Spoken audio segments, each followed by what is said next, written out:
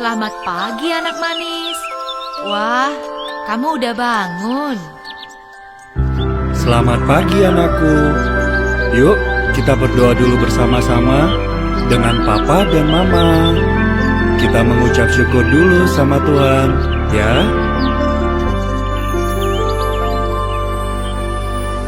Selamat pagi Bapa, selamat pagi Yesus, selamat pagi Roh Kudus. Terima kasih kau berkati aku.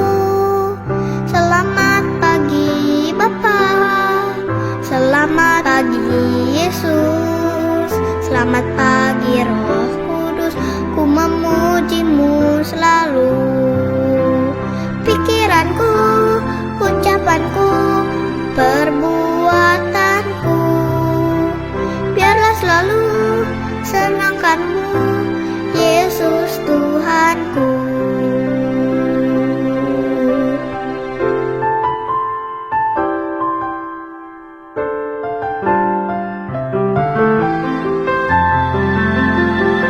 Tuhan, kami mau lebih lagi mengasihi-Mu, dan penuhilah hati kami dengan kasih-Mu. Selamat pagi Bapa, selamat pagi Yesus, selamat pagi Roh Kudus. Terima kasih kau berkati aku. Selamat pagi Bapa, selamat pagi Yesus, selamat pagi Roh Kudus. Ku memujimu selalu. Pikiranku, ucapanku, perbuatanku, biarlah selalu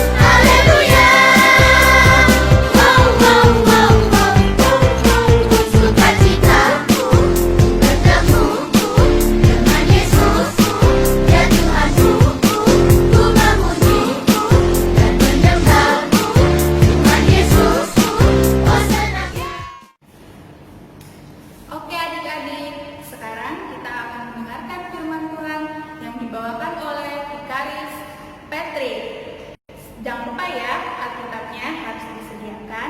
Kemudian jangan colek-colek temennya, colek-colek kakaknya, adiknya. Harus mendengarkan dengan seksama. Selamat mendengarkan firman Tuhan. Shalom adik-adik, selamat hari Minggu, apa kabarnya? Oh, baik-baik ya, puji Tuhan. Kakak Vikaris Patrick juga kabarnya baik-baik.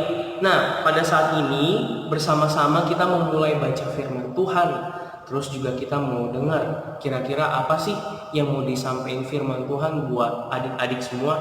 Kita buka Alkitab kita ya, dari kitab Yoel 2 ayatnya yang ke-28 sampai dengan yang ke-29. Udah ketemu belum? Yoel 2 ayat 28 sampai dengan 29. Kalau adik-adik sudah ketemu ayat Alkitab yang kakak maksud, biarin Alkitabnya tetap terbuka ya. Kita berdoa dulu sebelum kita baca. Mari kita bersatu dalam doa. Tuhan Yesus, terima kasih Tuhan boleh bangunkan kami pada pagi hari ini dengan semangat luar biasa. Sebelum kami memulai aktivitas kami Tuhan, kami mau beribadah kepada Tuhan, memuji Tuhan. Bahkan sebentar lagi kami mau mendengarkan sebagian keindahan daripada firman Tuhan. Kiranya Tuhan boleh tolong kami semua supaya kami dapat mengerti apa yang Tuhan ingin ajarkan terhadap setiap kami. Di dalam nama Tuhan Yesus Kristus, kami semua sudah berdoa dan mengucap syukur. Amin. Nah adik-adik, sekarang kakak bacain ayat Alkitabnya buat kita semua ya. Dari Yoel 2 ayatnya yang ke-28 sampai dengan yang ke-29. Di bawah judul perikop Hari Tuhan. Kemudian daripada itu akan terjadi bahwa aku akan mencurahkan rohku ke atas semua manusia. Maka anak-anakmu laki-laki dan perempuan akan bernubuat. Orang-orangmu yang tua akan mendapat mimpi, teruna-terunamu akan mendapat penglihatan-penglihatan. Juga ke atas hamba-hambamu laki-laki dan perempuan akan kucurahkan rohku pada hari-hari itu. Demikian pembacaan Alkitab. Nah adik-adik, sebelumnya kakak Vikaris mau tanya, ada yang ingat gak minggu lalu kakak Dian khotbah tentang apa? Ya betul, kakak Dian minggu lalu khotbah tentang Nabi Yoel. Nabi Yoel diutus sama Tuhan buat kasih tahu ke bangsa Israel kalau Tuhan menghukum bangsa Israel. Kenapa Israel dihukum? Karena Israel berbuat dosa. Semua yang dibikin sama bangsa Israel melukai hati Tuhan. Maka itu Tuhan marah, Tuhan murka, Tuhan kasih bangsa Israel hukuman. Kira-kira kemarin hukumannya apa sih adik-adik? Ya betul, hukuman yang diterima oleh bangsa Israel adalah tulah belalang. Jadi bahan-bahan makanan bangsa Israel dimakan duluan sama belalang. Kita bisa ngebayangin kalau kita nggak punya makanan dalam satu hari, laparnya minta ampun. Apalagi kalau berminggu-minggu, berbulan-bulan, bahkan bertahun-tahun makanan kita dimakan sama belalang. Artinya apa? Artinya di tengah-tengah bangsa Israel ada bencana kelaparan yang sangat hebat. Tapi berdasarkan firman Tuhan, Nabi Yoel juga memperingatkan kalau hukuman mereka bisa berlalu. Mereka bisa dipulihkan oleh Tuhan. Asal ada syaratnya adik-adik. Kira-kira apa sih syaratnya? Ya, bertobat. Israel disuruh sama Nabi Yoel untuk bertobat. Minta ampun sama Tuhan, minta maaf sama Tuhan. Tapi bertobat itu apakah sekedar cuma minta maaf? Enggak. Bertobat itu bukan cuma Tuhan maafin aku ya, hari ini aku ngomong kasar sama temanku. Enggak cuma begitu adik-adik, enggak cukup. Tapi kita juga diminta untuk merubah perilaku. Kalau hari ini kita ngomong kasar, kita minta maaf sama Tuhan, besoknya jangan ngomong kasar lagi. Jadi nggak cuma minta maaf, tapi kita juga harus memperbaiki diri. Itu namanya bertobat. Kenapa sih kira-kira Tuhan menghukum bangsa Israel? Apa Tuhan nggak suka sama bangsa Israel? Apakah Tuhan membenci bangsa Israel? Enggak juga. Kayak contohnya adik-adik di rumah, ada yang pernah dihukum nggak sama orang tuanya? Pasti pernah. Kakak juga pernah. Tapi bukan karena orang tua kita benci sama kita, tapi sayang sama kita. Kita dimarahin, kita dihukum supaya kita nggak bikin kesalahan yang sama. Gitu juga bangsa Israel. Bangsa Israel dihukum sama Allah karena Allah sayang sama bangsa Israel, supaya bangsa Israel nggak bikin dosa lagi. Bahkan pada pembacaan kita pada pagi hari ini, kita juga dikasih lihat nih betapa Tuhan sayang sama Israel. Bukan cuma diampuni, tapi di sini juga dikatakan bahwa Roh Tuhan akan turun ke atas semua manusia. Roh Tuhan, Roh Kudus dicurahkan atas setiap manusia. Artinya saat ini adik-adik, ada Roh Kudus di dalam diri kita masing-masing, di dalam kakak, di dalam hati setiap adik-adik ada Roh Kudus yang Tuhan kasih. Nah, sekarang kakak mau tanya nih, kalau Tuhan sudah anugerahkan Roh Kudus di dalam hati adik-adik, kira-kira Roh Kudus itu apa sih? Fungsinya apa sih? Memang kalau ada Roh Kudus di dalam hati kita bisa apa sih kira-kira? Ada yang tahu nggak? Wah, nggak ada yang tahu ya. Nah, gini adik-adik, Roh Kudus itu Tuhan curahkan di dalam hati setiap kita untuk menuntun kita semua supaya nggak berbuat salah, nggak jatuh ke dalam dosa. Kayak contohnya kakak atau pak pendeta atau mungkin kakak-kakak layan, sebelum baca firman Tuhan, sebelum khotbah kan biasanya berdoa dulu tuh, minta Tuhan kiranya Roh Kudus Tuhan bimbing kami supaya kami benar-benar dapat menyampaikan firman Tuhan. Artinya Roh Kudus itu yang menuntun pikiran kakak, hati kakak, mulut kakak, supaya yang kakak sampaikan kepada adik-adik itu apa yang juga Tuhan mau sampaikan kepada adik-adik. Jadi Roh Kudus itu menuntun supaya kita benar, supaya kita tidak berbuat kesalahan. Contohnya nih, misalnya adik-adik lagi jalan, tiba-tiba ketemu temen naik sepeda jatuh. Nah, adik-adik punya dua pilihan. Adik-adik tolong atau adik-adik liatin atau bahkan ketawain. Kira-kira adik-adik pilih yang mana? Apakah adik-adik akan menolong teman tadi atau justru ngeliatin aja bahkan ngetawain? Kalau ada Roh Kudus, pasti adik-adik bakal dengar suara hati adik-adik. Ayo kita tolong yuk teman itu, kasihan dia jatuh, pasti kakinya sakit. Nah, itu tuntunan Roh Kudus adik-adik. Nah, sekarang adik-adik udah tahu kan Roh Kudus itu apa, fungsinya apa, dan sudah dianugerahkan terhadap setiap kita. Sekarang gimana caranya kita bisa melibatkan Roh Kudus? Gimana supaya Roh Kudus setiap hari menuntun kita? Apa yang mau kita bicarakan benar, apa yang mau kita pikirkan benar, apa yang mau kita lakukan benar. Bagaimana caranya biar Roh Kudus tuntun kita? Ya, caranya adalah berdoa, minta bimbingan Roh Kudus. Jadi, kalau adik-adik bangun setiap pagi, jangan cuma berdoa, Tuhan Yesus lindungi aku, Tuhan Yesus kasih aku kesehatan, Tuhan Yesus kasih aku makan, dan lain sebagainya. Jangan cuma meminta itu, tapi juga minta, Tuhan kiranya Roh Kudus boleh membimbing aku hari ini. Supaya apa? Supaya apa yang adik-adik pikirkan sepanjang hari itu yang baik-baik. Supaya apa yang adik-adik lakukan di sepanjang hari itu yang baik-baik. Dan apa yang adik-adik katakan buat mama papa, buat kakak adik, buat teman-teman itu yang baik-baik. Nah, bisa ngebayangin kan kalau kita melakukan segala sesuatu yang baik-baik pasti apa? Nggak dimarahin mama papa, pasti kita jadi anak yang membanggakan orang tua, membanggakan keluarga, bahkan kita punya banyak teman. Nggak ada pertengkaran, nggak ada saling mencemooh dan lain sebagainya. Pokoknya kita punya banyak teman. Ya, itu adik-adik. Jadi mulai besok setiap pagi biasakan adik-adik berdoa dulu ya. Tuhan, kiranya Roh Kudus menuntun hidupku supaya sepanjang hari yang aku lakukan adalah yang baik. Tetap semangat ya adik-adik, jaga kesehatan. Tuhan Yesus memberkati kita. Amin.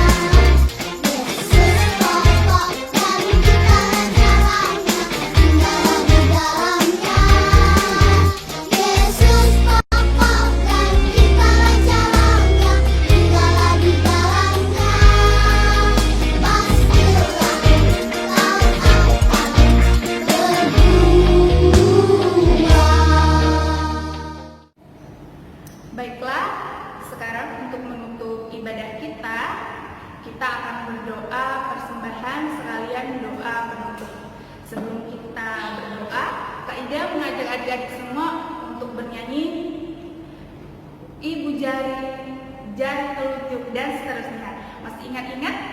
Kan adik-adik? Oke, kita nyanyikan bersama ya. 1, 2, 3. Ibu jari, jari telunjuk, jari tengah yang panjang, jari manis pakai cincin, jari kelingkingku sayang. Ku berhitung 1, 2, 3, 4, dan 5. Lipat tangan, tutup mata, lalu kita berdoa. Ayo adik-adik, sekarang kita berdoa. Dilipat tangannya, tutup matanya, ambil sikap berdoa yang baik. Mari kita bersatu di dalam doa. Terima kasih Bapak yang baik, Engkau telah mengizinkan kami untuk ibadah sekolah minggu pada pagi hari ini. Kami sangat bersuka cita, kami dapat bernyanyi, mendengarkan firman Tuhan yang daripada-Mu. Terima kasih juga buat persembahan kami. Kiranya persembahan ini boleh menjadi kegunaan yang baik untuk gereja-Mu. Juga ya Tuhan, terima kasih untuk kakak-kakak layan kami yang sudah mempersiapkan ibadah ini. Kiranya ke depannya kami bisa berkumpul setelah pandemi ini. Tuhan, terima kasih juga kami anak-anak layan bisa melakukan ibadah kami ini dengan baik. Kiranya ya Tuhan, di hari-hari mendatang kami bisa bertemu bersama teman-teman PA kami, bersama kakak layan, dan beribadah bersama saudara kami. Tuhan Yesus, kiranya Engkau yang memberikan kepada kami kesehatan, berikan kami kepintaran, juga kebijaksanaan. Inilah doa kami ya Tuhan, hanya di dalam nama anak-Mu, Tuhan Yesus Kristus, kami berdoa dan mengucap syukur. Amin.